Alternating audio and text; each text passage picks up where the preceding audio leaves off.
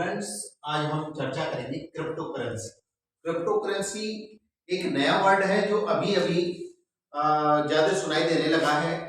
और crypto currency को समझने से पहले हम मुद्रा मतलब करेंसी को समझ लेते हैं। करेंसी किसी समाज, किसी देश या व्यक्ति की आवश्यकताओं पूरी करने के लिए, आपसी लेन देन के लिए एक माध्यम की आवश्यकता होती है।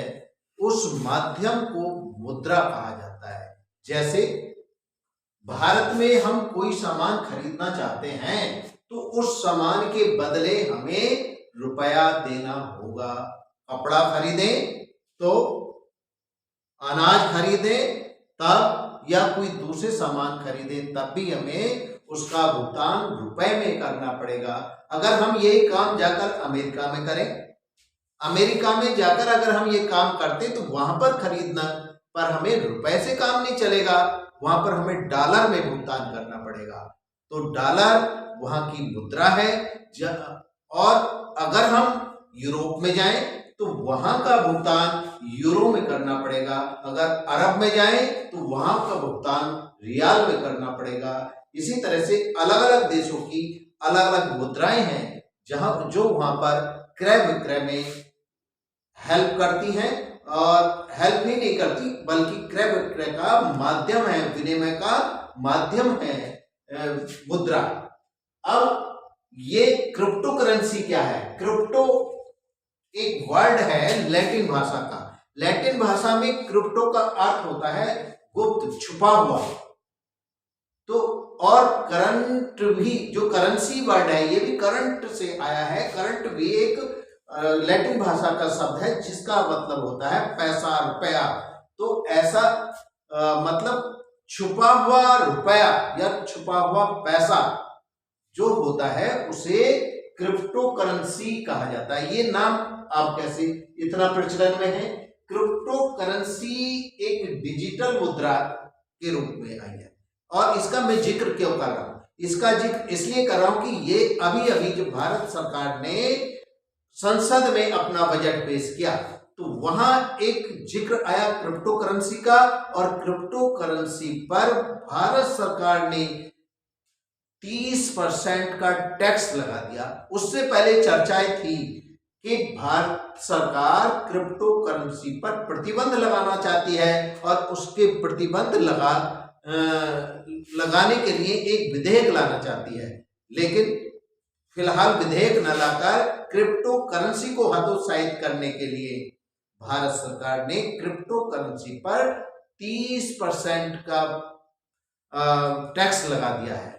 और भारत सरकार क्रिप्टो करेंसी को करेंसी नहीं मानती, बल्कि भारत सरकार करेंसी को, इसे करेंसी ना मानकर क्रिप्टो करेंसी को एसेट, संपत्ति मानती है, जिसके कारण सरकार ने उस पर प्रतिबंध लगा दिया।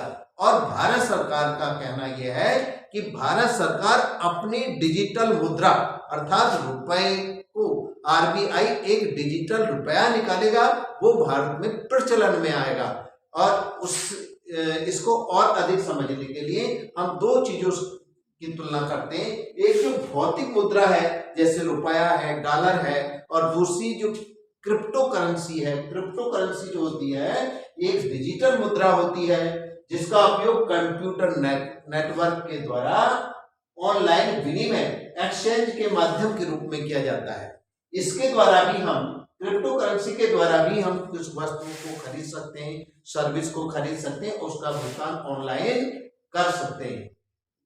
और इसमें और भौतिक मुद्रा में मतलब रुपए में और क्रिप्टो करेंसी में क्या डिफरेंस है?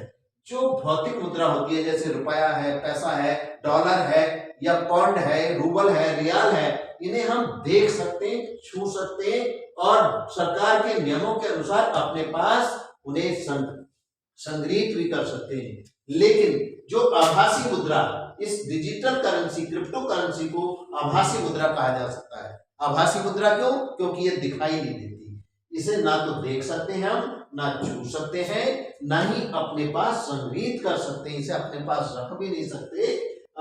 इसके उदाहरण में बिटकॉइन और अपरकॉइन, ये बहुत सारे हजारों तरह की ये क्रिप्टो करेंसी आजकल प्रचलन में है। फिर दूसरा, इसके उदाहरण में रुपया, डॉलर, यूरो, रियाल और दूसरी चीजें, दूसरे मुद्राएं संसार में प्रचलित हैं। भौतिक रूप से मुद्रण होता है, रुपए का, डॉलर का मशीनों से टकसाल में छपते हैं। ये रुपया भारत की टकसाल में छपता है, लेकिन जो बिटकॉइन है या क्रिप्टो करेंसी है उसका भौतिक रूप से मुद्रण नहीं होता, वो केवल कंप्यूटर टेक्निक है। दूसरा, किसी देश की सरकार या सरकार द्वारा अधिकृत संस्था का नियंत्रण होता है। रुपए को भारत सरकार छपवाती है, उस पर भी आरबीआई का नियंत्रण है, लेकिन जो क्रिप्टो करेंसी होती है इस पर किसी भी देश की सरकार, संस्था या बैंक का कोई नियंत्रण नहीं होता। ये क्रिप्टो करेंसी एक स्वतंत्र मुद्रा होती है, जबकि भौतिक मुद्रा, जो भौतिक मुद्रा का मतलब रुपया या डॉलर, ये किसी सरकार या संस्था के नियंत्रण के अधीन होते हैं, ये स्वतंत्र नहीं होते। और हम रुपए पैसे को बैंक में लाकर में, तिजोरी में, पर्स में किसी भी प्रकार से संग्रहित कर सकते हैं, लेकिन क्रिप्टो करेंसी को ऐसे संग्रहित नहीं कर सकते। क्रिप्टो करेंसी को संग्रहित करने के लिए डिजिटल लेजर की जरूरत पड़ती है। जो डिजिटल लेजर होता है, डिजिटल बही खाता होता है, उसमें संग्रहित किया जाता है और इसको कंप्यूटर के नेटवर्क के रूप में ही ये चलता है। ये ब्लॉकचेन टेक्नोलॉजी पर काम करता है। कौन से उस पर काम करता है? ब्लॉकचेन टेक्नोलॉजी पर काम करता है। सबसे पहले ये क्रिप्टो करेंसी सबसे पहले बनाई थी, जिसका नाम था बिटकॉइन। 2009 में जापान के इंजीनियर थे सतोशी नाकामोटो ने सबसे पहले इसका आविष्कार किया था।